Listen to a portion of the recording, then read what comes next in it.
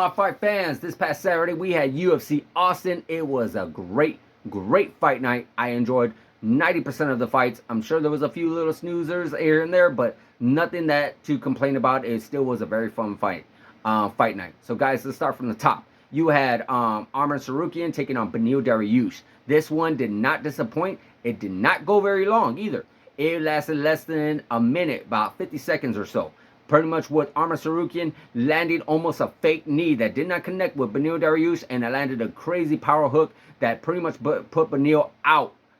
He could not even land. It was no even point to land any other follow-up shots from Arman Tsarukyan. Pretty much Beneil was lights out, and now you have a really good top contender in the lightweight division. What's going to happen next for these guys? Well, there's no shortages on opponents in the lightweight division now, is there? You got Dustin Poirier, you got Justin Gaethje. Right now, there's the belt that's pretty much up for grabs with Charles Oliveira and your champion Islam Makhachev. We do not know or have a timetable on when that fight's going to take place, but the rest of the division is still wide open. You still have Michael Chandler quite possibly taking on Conor McGregor, so you never know when that fight's going to take place. Right now, there's a lot of fights in the lightweight division that has not been booked just yet, but I'm sure they're going to get started on it. But again, there's no shortage on opponents. Right now, you could possibly take on Dustin Poirier, quite possibly take on Gamrot in a rematch, because we know that Arman Tsarukyan that did lose to Gamrot, or even quite possibly take on Justin Gaethje. But right now, the division is wide open for Arman Tsarukyan. He did give Islam Makhachev a tough test, so I'm sure eventually with one more or two more fights, he's right there for a championship.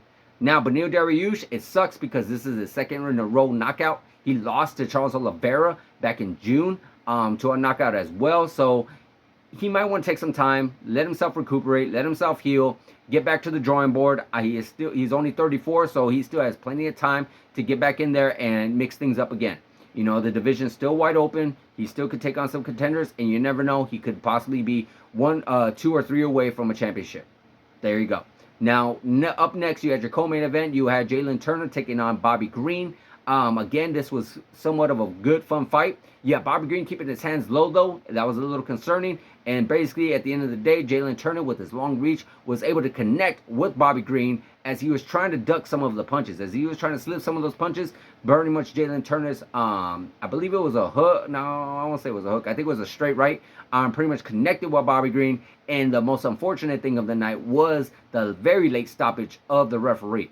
The referee pretty much allowed Jalen Turner to unload on Bobby Green with, I want to say, maybe 10 unanswered shots. Bobby Green was completely out for the count, and the fight pretty much just, yeah, it went on way too long, too long. So what's next for Jalen? Maybe a rematch with Dan Hooker. He did lose to a fight with Dan Hooker, so I would definitely say a rematch with him. Or it could be Saint-Denis, I believe his name is, the rising up-and-comer from the past pay-per-view. I want to say an MSG. Or you never know, maybe Gamrot. You know, there's a lot of fun fights for these guys in the lightweight division. As far as Bobby Green goes, he's been down before, but I'm sure he's going to be coming back very soon. You never know. Maybe with the two guys that lost, you have Beneil Dariush and Bobby Green go toe-to-toe with each other. I won't be mad at that whatsoever. Then you had the debut, the bantamweight debut of Deiveson Figueiredo taking on Rob Font. Deiveson Figueiredo pretty much looked like a beast, looked like a new fighter. Even though he is still relatively small. A lot smaller than I was anticipating, but he is much more filled out. He is much more more prepared, I guess, at this division, because he's not really draining himself, focusing on all the cardio, focusing on all cutting the weight. You know, I see that he is a lot more relaxed and a lot more focused on his skill rather than trying to cut the weight. So with his skill, he was able to put a lot of shots on Rob Font and pretty much catch Rob Font and pretty much annihilate Rob Font. So it was a very good test for Deiveson Figueiredo, but I do feel like he's ready for that top 5.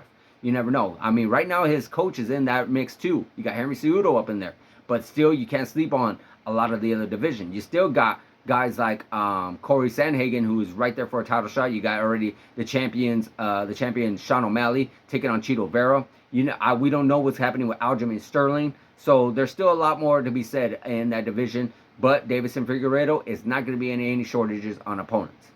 Also on the card, you had Sean Brady taking on Kelvin Gastelum. Sean Brady pretty much put on a wrestling clinic on Kelvin Gastelum. He pretty much dominated the entire fight. I did not see one round that Kelvin Gastelum won. It's unfortunate because I thought Calvin Gastelum was going to be a little bit more in the fight. You know, we remember Calvin Gastelum being the dog that he is. Pretty much was able to take Israel Adesanya to a war. Was able to knock out Michael Bisping. Jacare pretty much was able to knock out Vitor Belfort. Had some really good fights with Tim Kennedy, Jacare Souza. He's had a lot of great fights in the middleweight division. In the welterweight division, not so much because of his weight issues. Well, in this fight, he came in pretty much on weight and ready. But I do believe with the long layoff that he had, it may have played a little bit of a factor. But at the end of the day, with his skill and with the seniority that he has within the division and within the UFC, we figured that he would be able to fight a little bit more of a better fight than he did against Sean Brady. But Sean Brady is just one tough SOB. Sean Brady pretty much was able to defend anything that Calvin Gastelum was doing to him and was able to pretty much put Calvin Gastelum out. So right now, the sky's the limit for Sean Brady.